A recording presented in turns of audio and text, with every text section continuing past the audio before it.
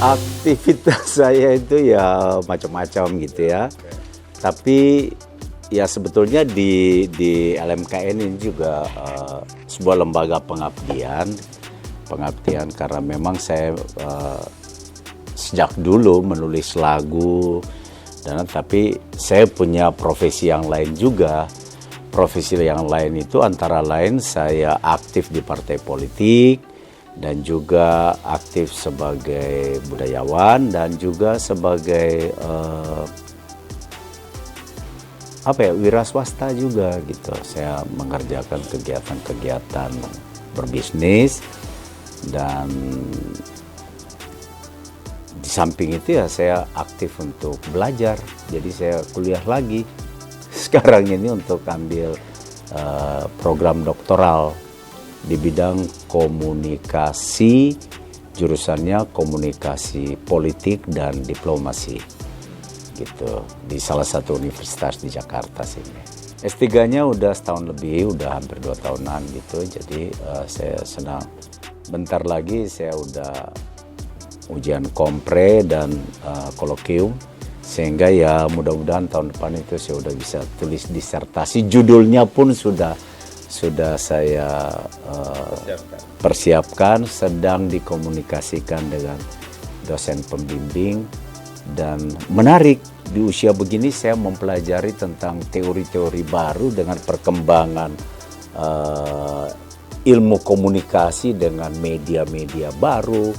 New media ini telah menghadirkan satu peradaban baru juga, sehingga saya pahami betul tentang teknik media frame, tentang teori-teori hoax, tentang teori-teori kritis, resolusi konflik dan lain sebagainya.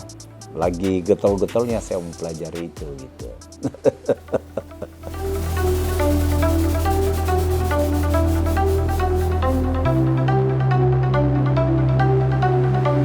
Saya justru sedang sangat getol untuk menulis lagu-lagu yang bertema universal, lagu-lagu yang bertema kerakyatan dan sesuai dengan kondisi perjalanan bangsa ini. Saya sedang mempersiapkan dan dalam waktu sebulan 2 bulan ke depan saya keluarkan sebuah lagu judulnya Suara Rakyat, Suara Kebenaran. Ini saya ingin memberikan sebuah norma kepada bangsa ini yang sebentar lagi memasuki tahun-tahun politik. Saya menyampaikan di situ bahwa suara rakyat itu suara kebenaran. Vox populi vox Dei. Suara rakyat itu suara Tuhan dan itu suara kebenaran yang absolut sifatnya. Jadi barang siapa di dunia demokrasi ini mengkhianati, sekali lagi saya bilang, barang siapa mengkhianati kehendak rakyat, dia siap-siap untuk nanti dicecar oleh rakyatnya sendiri. Siapapun, wakil rakyat maupun pemimpin. Nah, lagunya saya tulis liriknya begini. Lihat dengan hati, dengan batin yang jernih. Kemudian rakyat bilang, kepada siapa lagi kami akan menjerit. Suara rakyat, suara kejujuran. Suara rakyat, suara kebenaran. Suara rakyat memang harus didengar. Suara rakyat, suara kita semua. Simpel aja. Saya sendiri menyanyikannya. Kali ini saya menyanyikan lagu tersebut sebagai sebuah pesan moral kepada masyarakat bangsa Indonesia.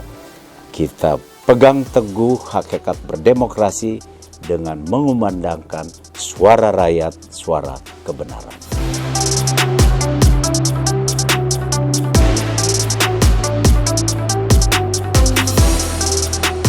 Oh iya, istri dan anak saya serta satu cucu saya baru punya cucu 1 gitu, mendukung penuh saya untuk terus belajar dan mengasah kemampuan intelektual untuk memberikan kontribusi-kontribusi pemikiran yang konstruktif untuk perjalanan bangsa.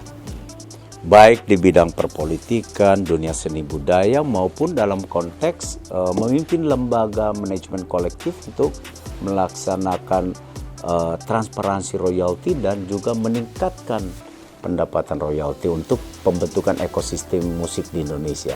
Jadi ya saya bersyukur sama Tuhan lah bahwa diberikan kemudahan-kemudahan dan diberikan pencerahan-pencerahan untuk bisa menekuni bidang-bidang tersebut gitu. Ya saya aktif di salah satu parpol besar di Indonesia ini. Dulu ketua, sekarang saya di Dewan Pakar.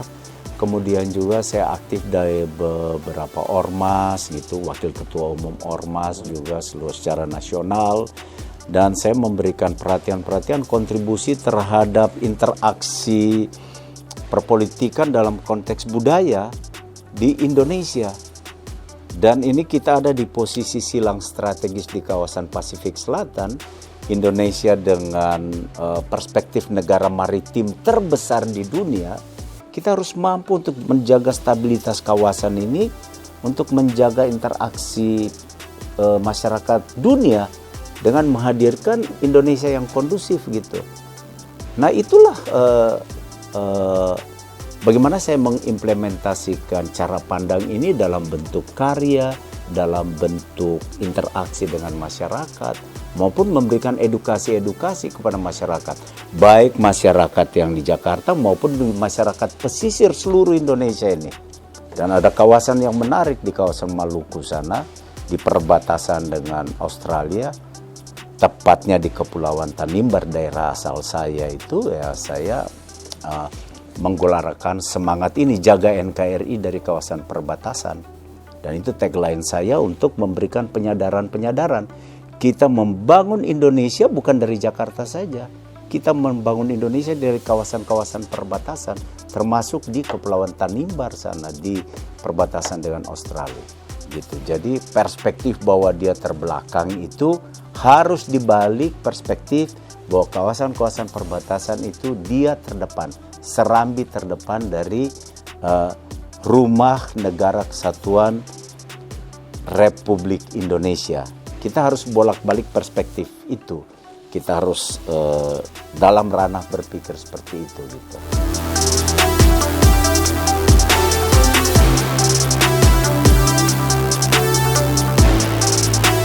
Politik itu kan seni untuk mengatur interaksi kekuasaan, interaksi manusianya gitu. Jadi kalau orang berpolitik tanpa nuansa pemartabatan budayanya, pasti dia akan tercerabut sendiri oleh akar perpolitikan itu. Oleh karena itu, seorang politisi yang baik dia harus memuliakan hakikat dari kultur masyarakatnya. Kalau dalam perspektif seperti itu, saya yakin politisi-politisi itu akan sangat berhasil. Kita lihat kan, politisi-politisi dan budayawan-budayawan besar seperti katakanlah Bung Karno, Bung Hatta, dan lain sebagainya. Mereka telah meletakkan dasar-dasar yang hebat untuk perjalanan bangsa Indonesia. Kita lihat Nehru di India, dan macam-macam gitu. Dan ingat, perubahan-perubahan besar dunia itu revolusi kebudayaan loh. Renaissance, restorasi Meiji, kemerdekaan bangsa Indonesia, itu peristiwa-peristiwa peradaban dan kebudayaan itu. Dalam konteks politik kebudayaan. Mantap nggak? Ini seorang Dharma Oratmangun dalam perspektif seperti itu dia beraksentuasi dengan masyarakat.